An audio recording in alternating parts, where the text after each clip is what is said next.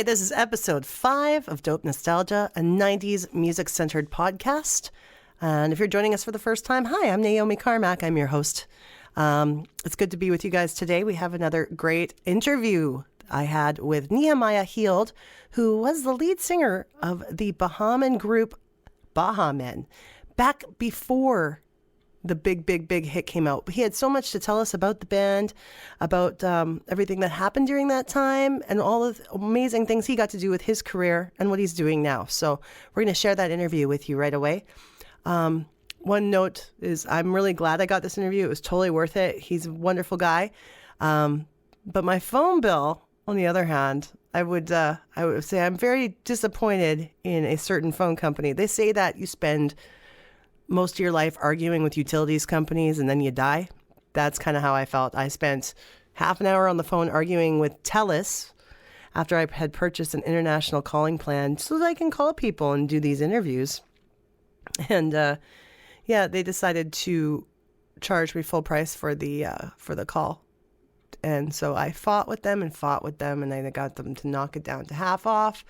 But that's just giving them bad press. And I'm okay with doing that because I've been a customer for so long. I was like, whatever, I'm still going to just pay half. And it's totally worth it because what a great conversation. Nehemiah killed it. So we're going to talk a little bit about their music. And also, I'm going to tell you right now a few facts about the band and the song Who Let the Dogs Out. This is Wikipedia Moments.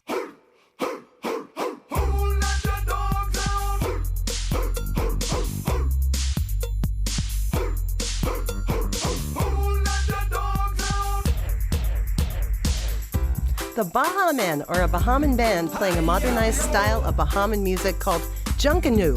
They are best known for their Grammy award-winning hit song, this one right here, Who Let the Dogs Out?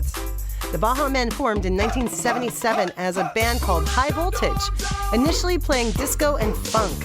They performed regularly in nightclubs and hotels in the Bahamas and self-released several albums. In 1991, one of their tapes found its way to Atlantic Records A&R man Steve Greenberg, who signed the band and got them to change their name to the Baha Men. The following year, the Baha Men released their first album, Junkanoo, which included the local hit Back to the Island. Kalik followed in 1994, including the international hit Dancing in the Moonlight. The band moved with Greenberg to Polygram for the 1997 album I Like What I Like, and, I hope I say this right, Doomspank, released the following year. And the latter only sold 700 copies in the US, and the band was dropped by the label. Well, Greenberg then started his own label S-Curve and signed the band. Original vocalist Nehemiah Heald left in 1999 and was replaced by his nephew, Omerit. The band was most popular in the 1990s in Japan, and their 1999 album 200-0, I don't know how you say that, was initially only released in that country. So they achieved great but short-lived popularity with 2000's remake of Who Let the Dogs Out. Now the thing about Who Let the Dogs Out is originally was released by another artist before that. Who. Anselm Douglas. Anselm Douglas, that's his name. He titled the song Doggy, and it was released in 1998. It was covered by producer Jonathan King, who sang it under the name Fat Jack and His Pack of Pets. He brought the song to the attention of his friend Steve Greenberg. Then Baha Men covered the song and became a huge Grammy-winning hit. It won Best Dance Recording at the 2001 Grammys, and it's a very significant part of Bahaman popular culture. So, without any further ado, let's get to the interview, right? Let's talk to Nehemiah Heald. So thank you so much for your time. It's a pleasure to get to chat with you. I know that you have, not a problem. I know that you have new music out currently, and I'd love to talk about some of that too. But I have a few questions I'd like to ask you about your past in the music business. So, are you ready to go? I'm ready when you are. Okay. Can you give me a brief explanation on the beginning of the band, Baha Men, and were you there right from the start? Yes, I was a part of the group from the inception. We were called High Voltage. Nice. Yeah, and when our fellow brother from the Bahamas produced our first project in 1992, Kendall Stubbs. He and then manager thought that a name change was necessary, and the name Baha Men came up. Okay. And so that's how we got the name change and the name to Baha Men. Sweet. Obviously based on the fact that you are from the Bahamas? That's correct. Excellent. That is very correct. And I believe that's where you're calling me from now, isn't it? Yes, that's where I'm calling you from right now, in Nassau, Bahamas. Beautiful, beautiful, beautiful. I would love to visit one day. Please, come. You're a friend here now. Good. I literally just got home from Jamaica 2 weeks ago, and that was my first visit to the island. So, yeah, I know that's pretty far from you. So your next trip is to the Bahamas. That's right. I'm coming to visit. Awesome. We'll take care of you. We'll make sure you're okay. Oh, yes. I bet it's awesome. The food, the culture. I love to visit. Awesome. How much of the material of the music did you write in the beginning? The first album was a collection of basically reproduced songs that were from the Bahamas. Mm-hmm.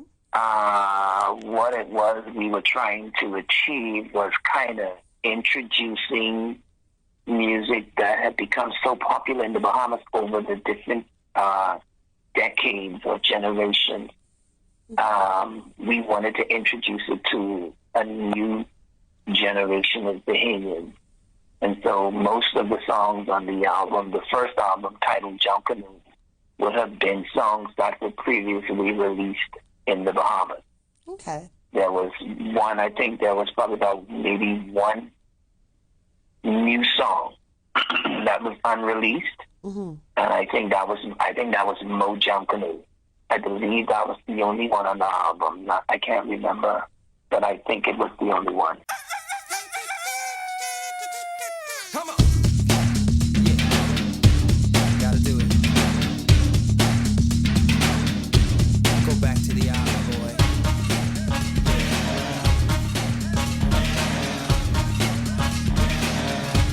Let's go. Wake up early one morning, kiss my mama goodbye. Going back to the island, I say, don't worry, mama, don't cry.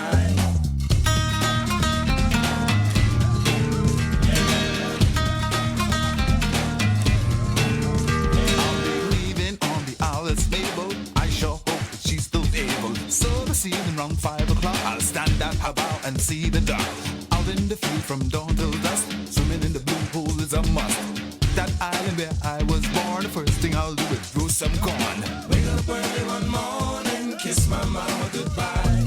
Going back to the island, I say, don't worry, mama, don't cry.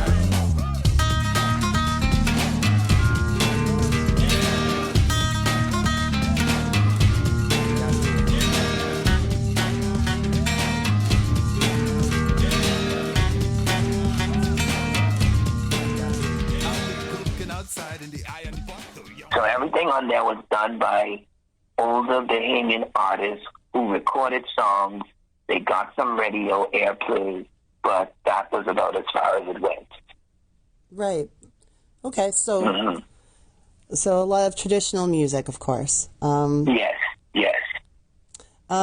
What countries did you guys tour? Because you had some success before when you were in the band. Were in the U.S., didn't you? In the U.S.? Yeah, we had some United States success in terms of having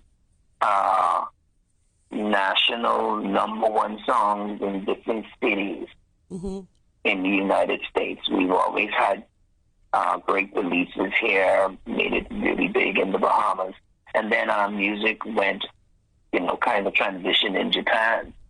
And so Japan was really the place where we really, really got our notoriety. The band really became famous in Japan.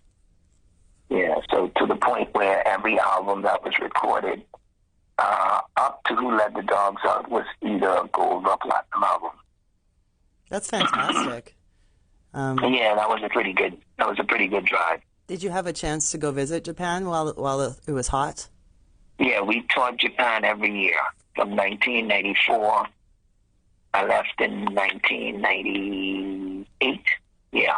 So we toured from 94 to 98. Wow. Yeah. What a great opportunity. Down there. Yeah, it was an awesome experience. You know, we looked forward to doing new music. Looked forward to having the music come out down there and seeing how they were going to react. I think we were kin in spirit, considering that Japan is such a cultural nation and spirited. I think they brought into the spirit of the music, which brought quite a bit of happiness to their people and in their arenas, you know? That's beautiful. And yes, the Japanese people's culture is amazing, and it's nice to see them embrace music from other countries. I feel like North America doesn't do that the same way, you know? No. It's definitely more difficult to break into. Yeah, it's a process. I think they have some of the that attitude where once there is spirit in what you're doing, they're open to it. And they hold on to it for a very long time. They very rarely let it go. They very rarely let it go. Yeah.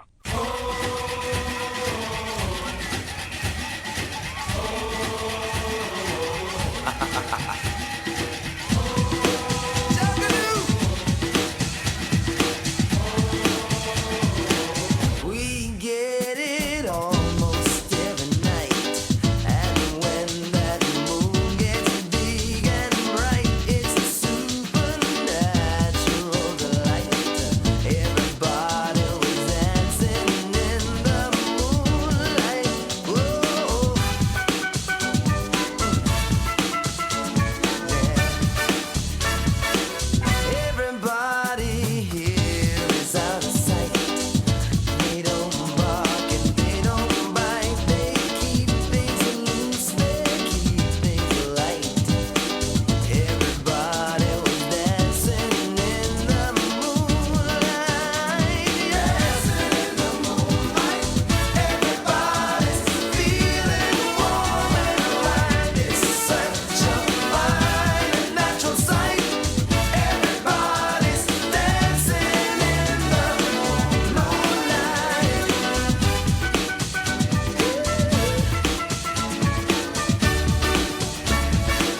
We like our fun and never fight.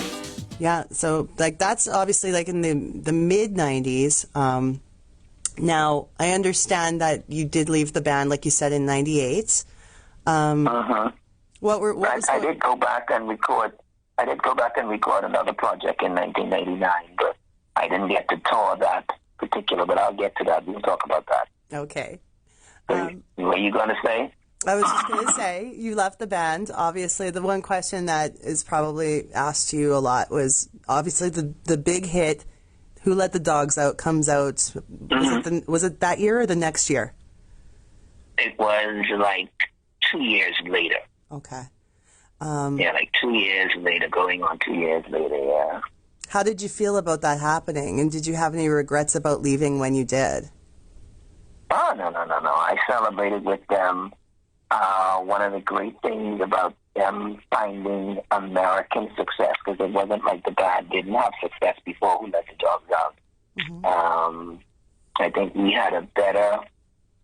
I look at it this way. I say that I believe we had a better legacy going while I was there than what they did in America with just the one hit.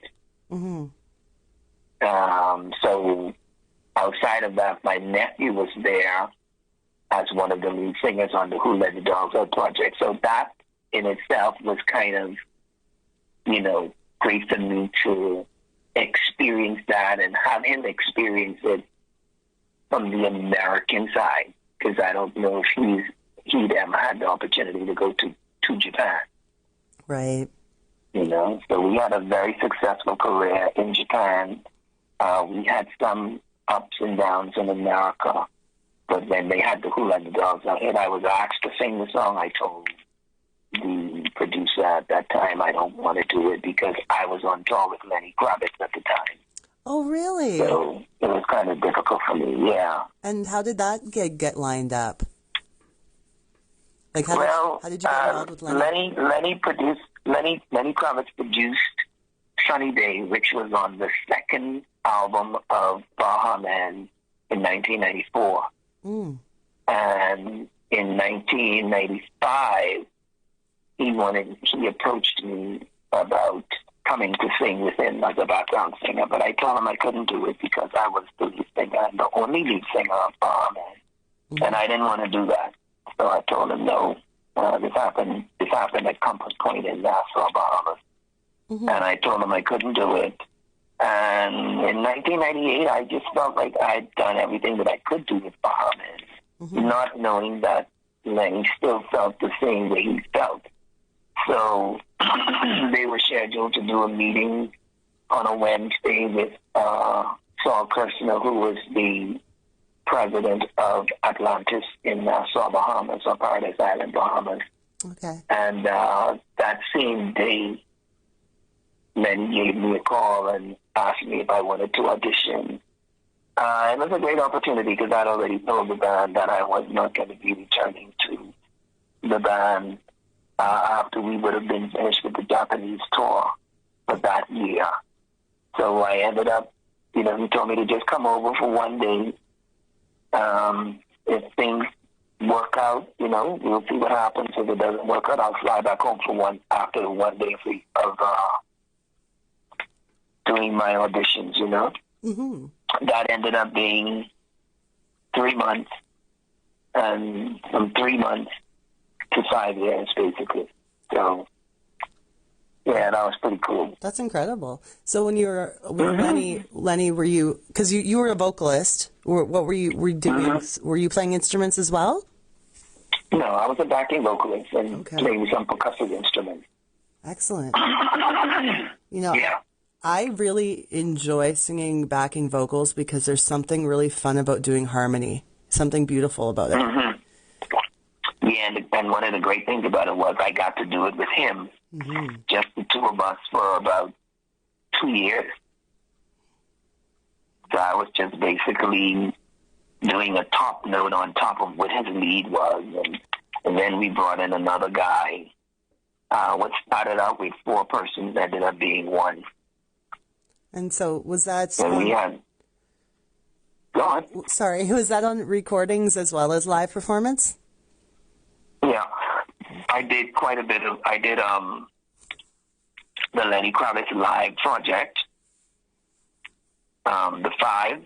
I did Lenny Kravitz 5. I sang the chorus, like a bridge and a chorus on Live. Mm-hmm. And I got to sing basically everywhere he went in that time frame that I was there. When we were ending the tour, I went into, where were we, in Miami? I think we flew into Miami and we did all of his background vocals on tape because he wasn't going to be using any singers mm-hmm. on the next tour. So we did all of the background vocals. We recorded all of the background vocals on track for him. And that's what he took on the road with him, the background vocal. Okay. Yeah. So that's pretty cool. That is very cool. And, what an amazing opportunity. Yeah, for an island boy. Yeah, it's so good. I was going to say, do you still get together with your old bandmates? I see. Yeah, I see them every now and then. We did a mini reunion in the Bahamas about maybe 2 years ago. About 2 years ago, we did a mini reunion here in Nassau for the high schoolers who had never had the opportunity to see Baha Men perform live. Wow. So we did it. That was pretty cool. And I like that the legacy of your music is very strong, and I'm sure it gets passed down from generation to generation in the Bahamas too, doesn't it? Oh yeah. Yeah, it comes from traditional festival that we have here in the Bahamas. It's a derivative of that, more of a poppy feel. Mm-hmm. So, we took elements from the festival or the parade, and we kind of, infused that with pop music and created a pop sound called Junkadoo. And Nice. that's the vibe of the music that you've been hearing over the years with Baha Men, in particular, the first project. Mm-hmm. Yeah. Cool. It's interesting to learn of the name of the genre. That's so exciting. Are there a lot of Yeah, Jonkanu. Are there a lot of other bands who are also doing the same genre as well? In the Bahamas, I mean, we've had two categories of music in the Bahamas that we call straight up Bahamian music. Okay. And we did one, it's called Jonkanu, so that was like the pop version of what we did. Jungle. And then we had like a folk version called Rake and Scrape. Ooh. And so, yeah, so that there was like two, what we did was high energy. Rake and Scrape was feely, but it was more like folk dance. You can folk dance to it, that sort of stuff. Mm-hmm. Yeah. But good energy. Good energy Yeah. in the music for sure. Raw. It's raw. Most of Rake and Scrape used to be acoustic. They've now fused Rake and Scrape and Jonkanu, which means they take some of the elements from Jonkanu now and they fused it with Rake and Scrape and they made Rake and Scrape a little bit faster. Mm-hmm. So instead of it just being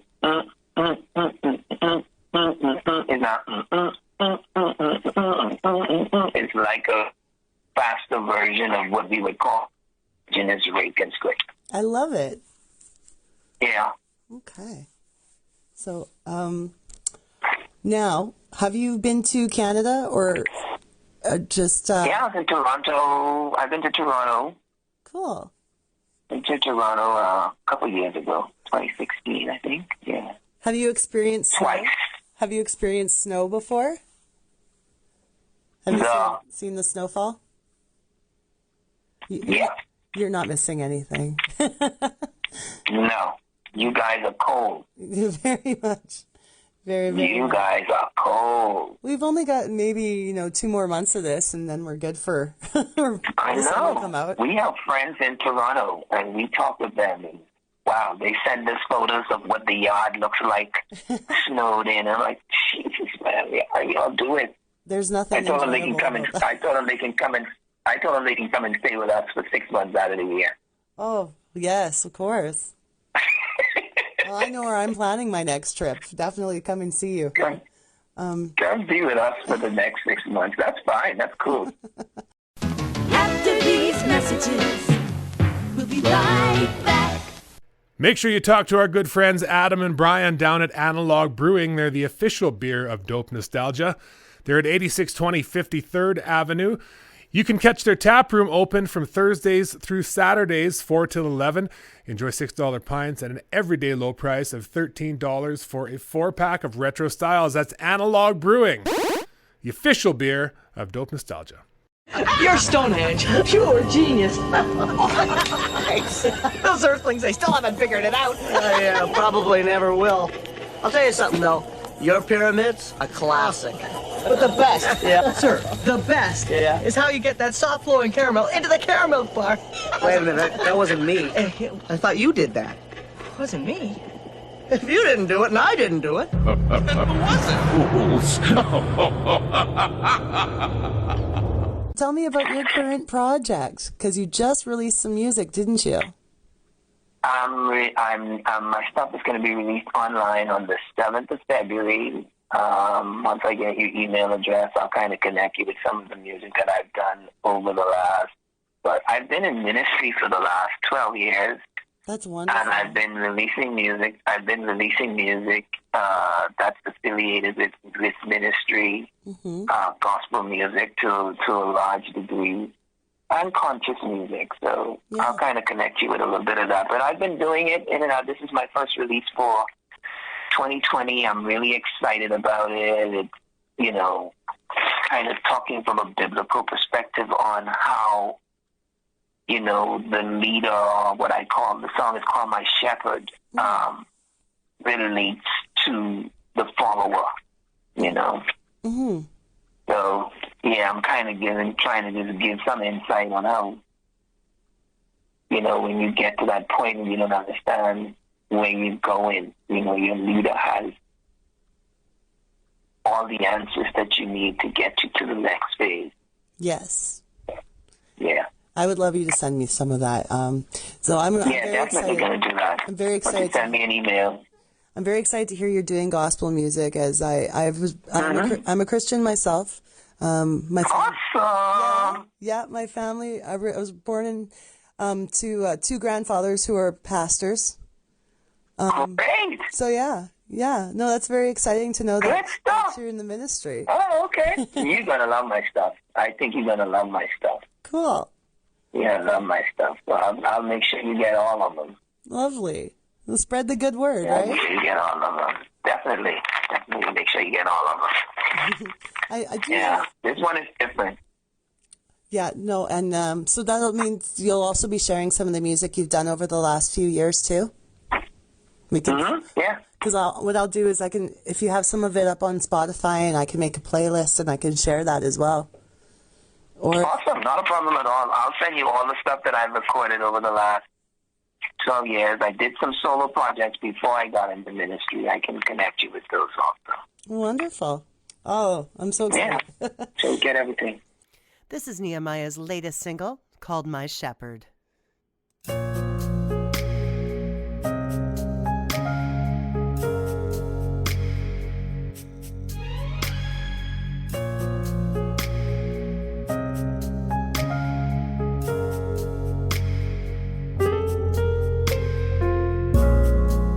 I depend, I put my trust to supply all my needs, never mind my wants. Oh yes, I do. To keep a clean heart and control my walk. Sometimes I get scared when I hear you talk. Say it's alright now. Take my hands, I lead you. Come follow me. I am your Lord, your good shepherd. Just trust in me. I know the plans I have for you. I know the plans I have for you.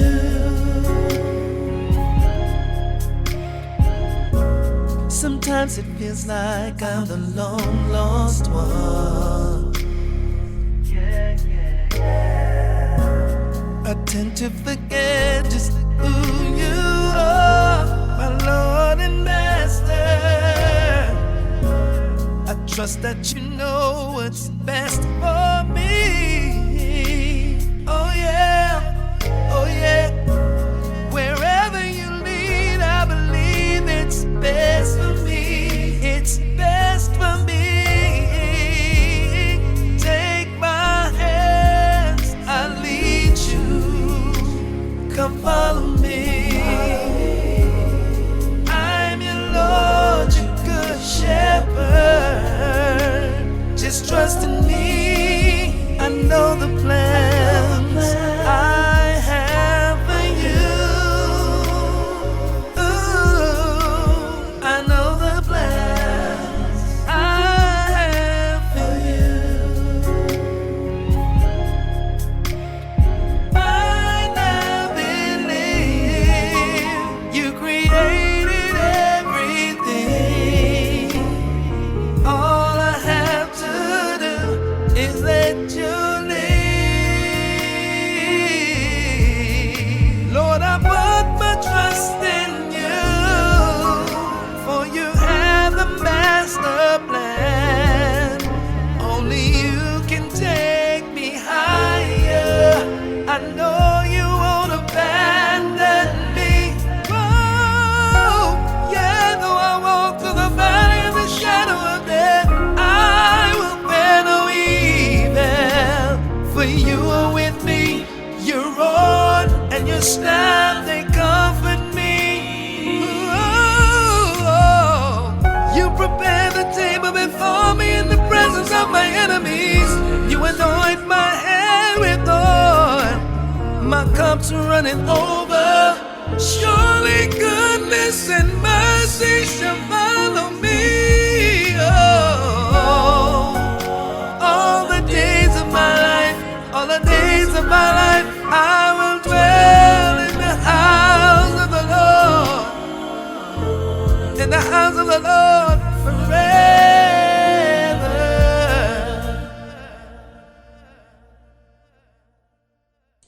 Who are some of Really good. your musical inspirations, like some of the musicians that you looked up to growing up? I'm a 60s baby. Yeah. So you're Stevie Wonder, you're Al Green, you're Michael Jackson, you're Earth, Wind and Fire. Mm-hmm. And then disco music, you know, like Lakeside, some of the big bands like the Whispers, then the New Editions and Bobby Brown and Oh, yeah. Keith Sweat, and these are the guys that I grew up on. Stephanie Mills. I mean, you name them. I've been around. I've watched the transition in music since I got into the industry in 1981. I've always been a lover of music. Always been a lover of music. How do you? I spent all of my tips on records. Of course. Yeah. We all did Yeah. that. I know I did that as a teenager. That's where all the money went. Yep. Definitely. How do you feel about the music business then as compared to how it is now? I think the music industry back then was great. It was not as inclusive as it is today because most persons are doing their own music. And so even though record labels are still signing persons, you know, with social media, I think a whole lot of people are finding it easier to be independent artists and just handle their own affairs or have somebody handling their affairs and working the social media network, that sort of stuff to get the music out there.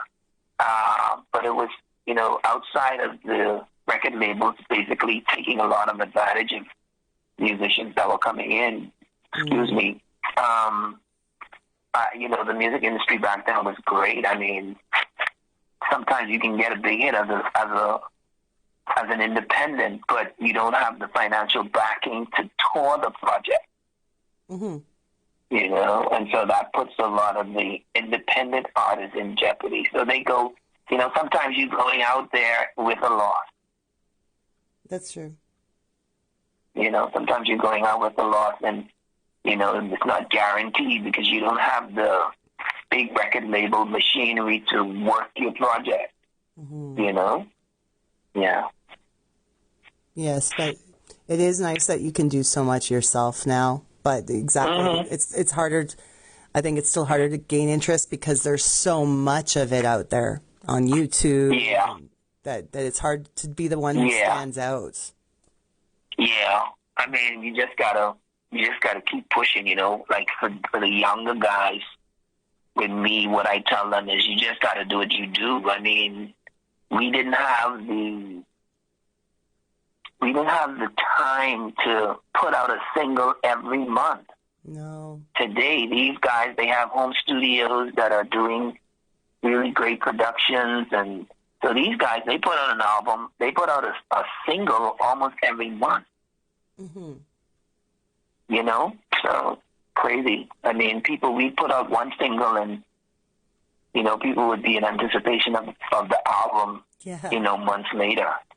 Which it was major difference. And then afterwards, you know, we had a tour in Japan for basically 7 years, probably almost 7 years straight. You know, so we had that, and we had shows that we did in America. You know, we had different places where we had. So it abruptly stops right there for a moment because the phone line keeps dropping as I'm calling the Bahamas. Kind of hard to get a stable connection, but it happened a few times and then we just called each other back. It all worked out. Here's some more. that. The call must have dropped Yeah, I there. lost you. Yeah, I noticed. Okay, but yes, you were talking about shows in America. Yeah, we had a lot of things that we were doing in America. We did our first Northeast American tour in 1992 on our first project. So we were able to drive from New Jersey right up to New Hampshire, I think. Oh yeah. And we were doing gigs, and that was the snow season, so we did that. But it was exciting because we had a lot of college gigs, and then our government, we used to do a lot of stuff with the national airline, like, in different states of the United States. Then we were a part of this. Our management team had a connection with, we keep getting calls off. I know. Well, we'll keep trying. Yeah. We'll keep trying. Yeah. So. Yeah, so we had the NACA connection, so we were able to go up almost every year to do stuff for colleges and stuff like that. So, it was pretty cool. We did okay. We did okay. And a lot of great life experiences and being able to travel and share music with people, right? Definitely. That's the dream. Definitely. Yeah, definitely. I tell people I lived the American dream. There you did. Absolutely. Yeah, I think I lived the American dream. Do you have any guilty pleasures? Like, whether it be music or food or, like something that you really enjoy? It's kind of embarrassing. Nah. I've been straight. Yeah. I've been straight. You know what I mean? When I was leaving Lenny's band, the trumpet player, Michael Hunter, said to me, he said, boy, the ancestors must be very proud of you. I said, why do you say? And he said, because I've never seen you drink. I've never seen you smoke. You never bring a chick on the bus. I said, that was not the mission. That was not the mission. I had some of that in the Bahamas. You know what I mean? I had some of that in the Bahamas. That was not the mission at the time. The mission was to just get a really great understanding of the music industry from an international perspective through the eyes of an international recording artist. And that opportunity was allotted me and afforded me, and I just wanted to take advantage of that. I wasn't out there for anything else. And that's exciting, and it's inspiring because it's one of those hard traps that people fall into. It's hard for a lot of people to avoid, and the fact that you were strong through it, that's a testament to, I think it's nice. I tell people, I got an opportunity to see what the Hollywood lifestyle looks like and lived through it. I lived through it, and I was not coerced or led in any direction that I didn't want to go. And if I felt like there was some danger in what it was that I was being led to do, I would always just walk away from it. So I'm really glad that I had the fortitude to walk away from things that I didn't think was good for me. Yes, and that's an amazing thing, and it shows people that you can succeed without falling into those pitfalls, right? Yeah, you can. Yes, you can. Yeah, you can. Who did you meet in the music business that taught you the most, or that you were most excited to meet? I met quite a bit of people, but being on the road with Lenny in particular, even though I met some people while I was with Baha Men, being on the road with Lenny in particular, I think meeting Prince was really awesome.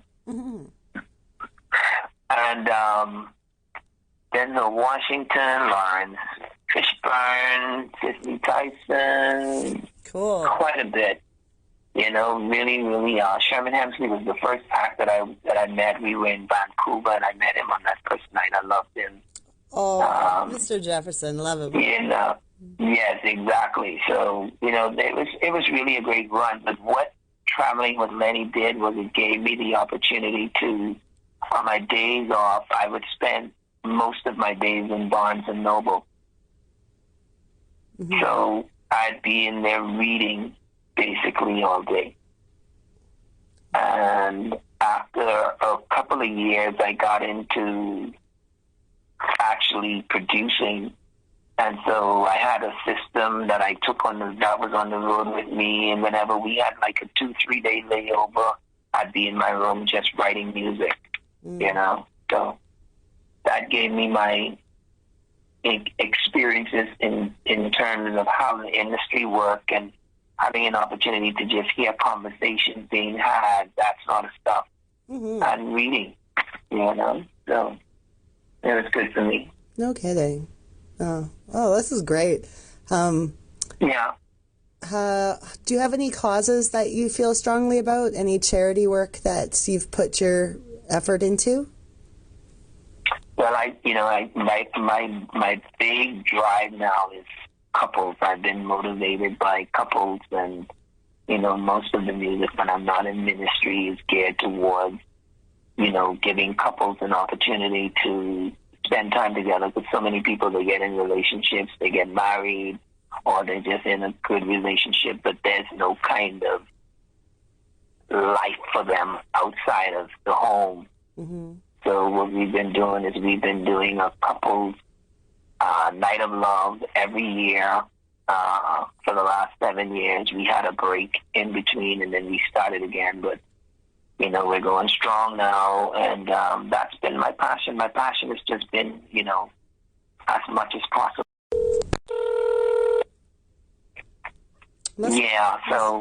Must be that crazy. Yeah, I guess they're giving us couple minutes and then click. Yeah, but that's been my passion. My passion has been basically focused on, you know, touching the lives of couples, encouraging, trying to create some form of outlet for them to be able to get away from the house and just enjoy each other with nice love songs, that sort of stuff. Oh, that is cool. So they can have a chance to grow and have a stronger relationship. I like that. Stronger bonding. Yep. Wonderful. So when I visit the Bahamas, where's the best place to go? There's so many places. If you come to Bahamas, it's 700 islands and more than 2,000 keys. Wow. Not all inhabited, but you know, the thing is, you come into Nassau because they have stuff in, you know, where you can take flights right into Nassau, probably from where you're at. You know, there's so much things to do. So come with your mind made up on what it is that you want to do. Yes. Like I said, speaking with me, I always tell people that are connected to me, when you come, let me know, and we'll make sure you do the things that you need to be doing to make sure you have a good time while you're in the Bahamas. We make ourselves available for that. Wonderful. Yeah, so there's loads of things that you can do. There's loads of things that you would want to do, but we'll guide you. There's a lot of stuff that you can do here. I mean, that's touristy, and there are stuff that you can do that's native. You know what I mean? What do you? A lot of stuff. Is it like you know how there's like the resorts and then there's like being in the actual Bahamas with Bahaman people and in the you have the resorts. Yeah, you have the resorts and the big hotels, but then you also have venues where you can go where the natives hang out, and it's pretty cool. It's pretty cool. Is it a pretty happy country? How's the crime rate? Is it pretty low? Crime rate is at a moderate level. I mean, we're trending downward over the last 2 years in terms of murder. Yeah. We're trending downward in terms of armed robberies and that sort of stuff. You know, we're trending downward in the last 2 years, which has been a really good thing. Yeah, absolutely. We did have our issues, but you know, like I said, we're trending downward. We don't know what's going to happen over the next couple of years, but if it continues to trend downward, I think we'll be fine. It doesn't matter where you go. We all have problems with crime everywhere in the world. That's right. It's everywhere. It's everywhere. And Nassau is a major city. It's an island. It's only 21 by 7 miles. but it's a major city. I mean, we have cruise ships coming here almost daily. We have people flying in.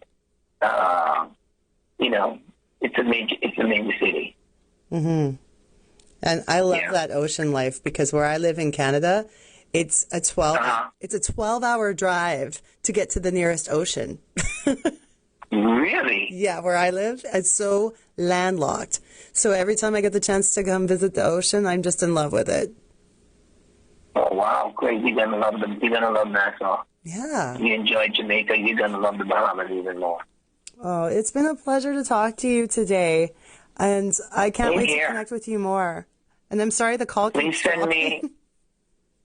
send me your email address, and I'll send you my stuff. Excellent. And then I'll share it with everyone as well. Awesome. Yeah. That's good.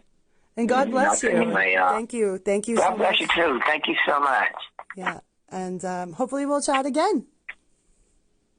Looking forward to it. If you say wave, if you say wave, if you say wave, you better put your hands in the air. If you say wave, somebody wave, wave, wave, wave. Come on, come on, wave, wave, wave.